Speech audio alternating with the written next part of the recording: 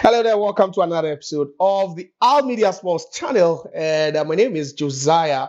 And today we're here to talk a bit about the shocking, result for the Black Stars. And then also we're previewing that big game between Black Stars and then also Mali, which is set for Monday. And that game would have, huge implications as to which of these teams would book a ticket to the upcoming FIFA World Cup in the United States of America, Mexico, and then also Canada. The Black Stars are coming from a 1-1 draw against Chad, which is, to some extent, the most shocking result recorded since the qualifying campaign started, especially with Group I. Now, Mali themselves, they are poised to avenge that 2-1 defeat, to the Black Stars of Ghana on match day 3. So it's an interesting, matchup between these two sides. Both are huge teams, and especially with the Black Stars of Ghana, after missing out on the 2025 Africa Cup of Nations, they only have the World Cup to just, make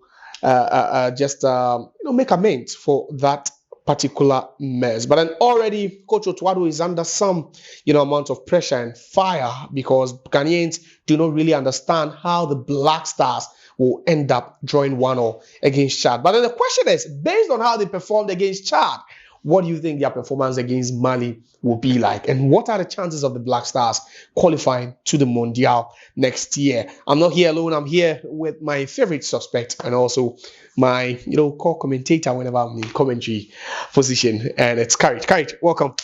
I guess just because suspect in what context? Suspect in the context that I do most of my panditry jobs with you. So, my media work and everything. So that's why I see you a suspect. But then, Courage, you're Ghanaian. Yes, you're of course. quite not happy with that 1-0 draw a couple of days ago between Chad and all. So Ghana, did you see it coming? Never. No pundits in this world would ever think of Ghana dropping points against Chad. No. They've never won anything. So far as this qualification is concerned. Chad had never won a single point prior to their game against Ghana. Sure. Where they put up a surprise in the dying embers of the game. So, yes, I didn't see that coming. And I guess you also didn't see that coming. No one did. But if I may ask, we'll be talking about, that Mali game in a bit. But what do you think went wrong for Black Stars on the day? And if you're looking at Chad, a team that's ranked 175th in the world, there's no way you should be dropping points against them. So where did it all go wrong for them? I think, first of all, it was low sense of urgency on the part of the Black Stars players because they were playing with a very, very, very slow and then low pace.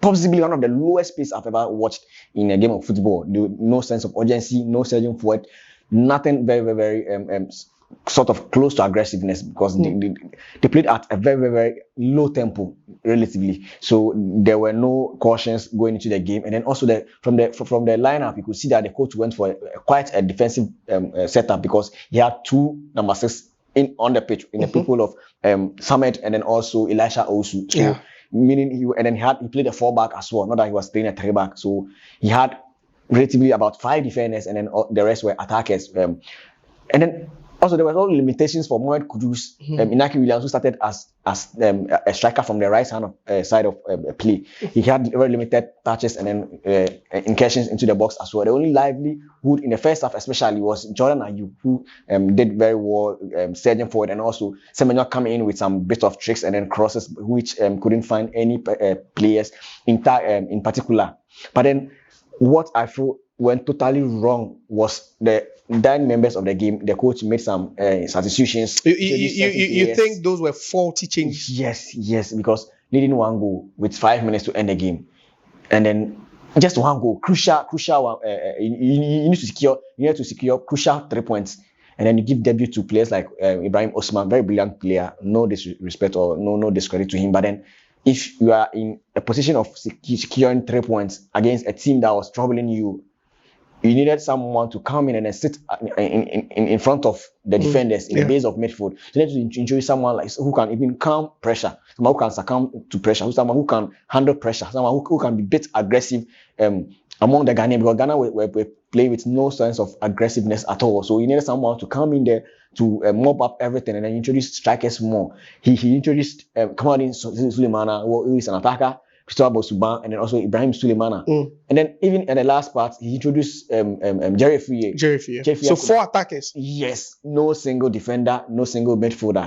He maintained Elisha Osu till the end, about 88 minutes of the game, even when Ghana had already conceded a goal. So that was a very, very bad tactics to talk of. So it also contributed to the fact that Ghana were able to draw at the end, because Ghana were supposed to win. Everyone expected Ghana to win. If they had won, they would be at a better position going into the Mali game. But then here they are dropping points and then putting themselves in a very, very tight corner against Mali, because Mali has not played yet. Let's say if they win, what happens? They will also be looking forward to mounting pressure, because if they're able to secure a very good point against Ghana, or Ghana went all the way to Bamako to win against Mali, same thing can happen in the reverse leg. Mali can also come to Ghana to surprise Ghana, or it will be a surprise, because Mali are better than Ghana. I think even on the Coca-Cola ranking, they are ahead of us. So if Mali are able to beat Ghana here, which they are capable of, because they have the quality, they have the materials, they have the coach as well. So Coach Otto Addo bottle this up. Yes.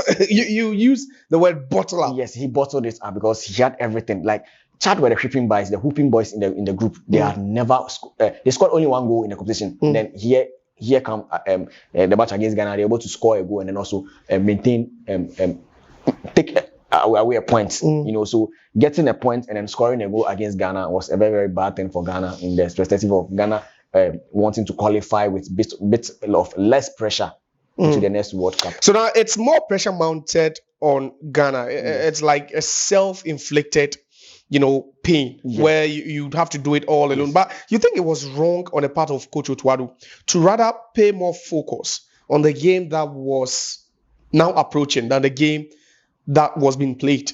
First of all, I think he had estimated the Chad national team. Prior to the game, he came out with a presser that, this is one of the teams that we can go past easily. So he came in with a lineup of, I think, just few of the players that we will probably or possibly see in the game against Mali, because I can tell you for a fact that you're not going to see that Mohamed Salis and then Elisha was to partnership in a game against Mali. Surely Thomas Partey will come in, and then also in defense you're not going to see Achete and the Jerome Opoku. I cannot. The 90%, you're not going to see that partnership again. Maybe in goal post, he might make a change, because the St. Gallen goalkeeper is in some good form. And then also in attack, you might not see Inaki Williams starting. Tariq Lamptey is back in the folds. There are equally other players like Suleiman Kamadi who could also start. And then, so I think he gambled this, and then he had it wrong. He thought he was already done and dusted with the Chad, because prior to the game, as I mentioned earlier, they had not secured any points, and then now they have secured a point against a team Ghana, a team that was topping the group. So meaning you have to go in the harder way against Mali, because if you are not able to secure these points, you can't afford to lose more points against Mali. Interesting. So it's just a preview to that game between the Black Stars of Ghana and then also Mali. Mali has looked really, really buoyed, and they still have that defeat, against the Black Stars on their minds. Remember when Coach Otto Addo first took charge and he went to Bamako and he beat them by 2-1. But you see, if you have to take any cue from the game that Ghana played against Chad, would you say Mali stand a chance of winning this game?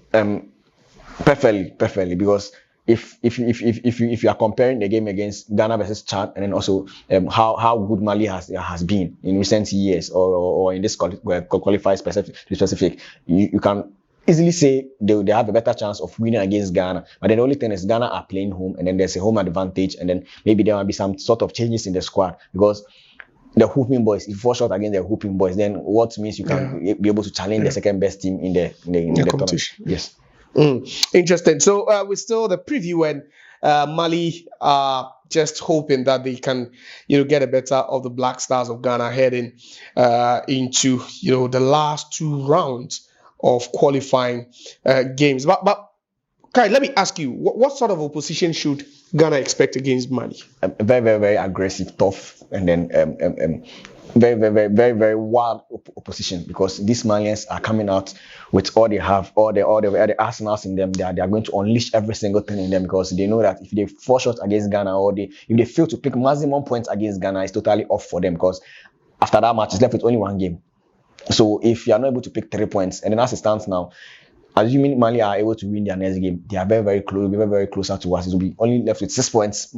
So if they're able to beat Ghana again in Accra, I mean, it will be one match, 3 points again. So if Ghana are not able, and then the last final group, you don't need to go into that game being fearing or being panicked. No, you need to enter into that game with all sort of aura, knowing that, oh, no matter the outcome of the game, I'm true. You don't need to go into the game doing a lot of calculations, doing the if no, it's not allowed. So if you are going into the game and then knowing that I'm going to win, or maybe I'm going to, even if I end up on a losing side, I've already qualified. That's what sort of emotion or euphoria the Ghanaians need behind them. So against Mali, it's a do or die affair for the Malians. For Ghana, I think we are still 6 points ahead of them, even if they win their game. So it will be a do or die affair for Mali. Then with the caliber of player Mali possesses, they are capable of matching Ghana boot for boot. So if you tell me to predict or tell me what I expect, it will be a draw based on what. Yes. Because you think it's going to be a draw between Mali and Ghana? Yes, because Ghana will go into that game with all sort of urgency, because as compared to what we saw today, so they are going to go into that game with different mentality, different approach. They'll aim at winning against Mali, because if you win against Mali, you are sustaining yourself at the highest level. Meaning you are still topping the group. But then if you fall short or if you lose against Mali, more pressure will be mounted on you. And Mali also knows if they're able to beat Ghana or they're able to secure maximum points against Ghana, meaning their chances of equaling with point based against Ghana is also at very, very high stakes. So they'll come in wanting to win. So for Mali, the rest of their games is a must win for them. So they'll come in very, very wild and very, very, very tricky to be able to pick all maximum points against Ghana. But let's talk a bit about the substitutions from head coach Otto Addo. Already you have your objections with regards to the substitutions he made. For attackers when you are leading and you believe that you should rather be stabilizing the defense, which he failed to do. But then Thomas Partey didn't make an appearance. You have an issue with that, and you expect to see him against Mali. No. You expect to see him against Mali? Yes, for sure. He should play. He should start against Mali, because against Chad, I've been saying all this. If you pick Ghana Premier League 11, which is the local, and they play against Chad, you probably get a better result than what the Blasters did today. I'm not joking. If you're able to, if you let's even combine two teams, just two teams, Mediaman and Biana Stars. I'm not mentioning Haas and Kotoko. Lagos Cities and then Beche United. You still beat Chad? Yes. They'll do better than what the Blasters did. What's your prediction? Mali against Ghana. Ghana against Mali, sorry. 2-2. 2-2? Yes. All right, so that's what my partner is saying. Courage says it's going to be a 2-2 or draw between Ghana and Mali. Ghana go into this game with their tails up, especially after dropping points in N'Djamena against Chad, and they'll be hoping that they can at least win this game just to solidify their stance as far as qualification to their 5th ever World Cup is concerned. But we are not leaving you out. This is definitely going to be a big game. Let's hear from you. What do you think the scoreline would be between Ghana and then also Mali? Don't forget that we'll be coming your way with some good and also refreshing commentary as well as a pre and post match analysis. Thanks so much, Courage, for your time. There's still the FIFA World Cup qualifies for the 2026 World Cup in the USA, Canada, and then also Mexico. Like, subscribe, and then also leave your comment in the comment section. My name is Josiah. I'll be back same time in the next episode. Bye.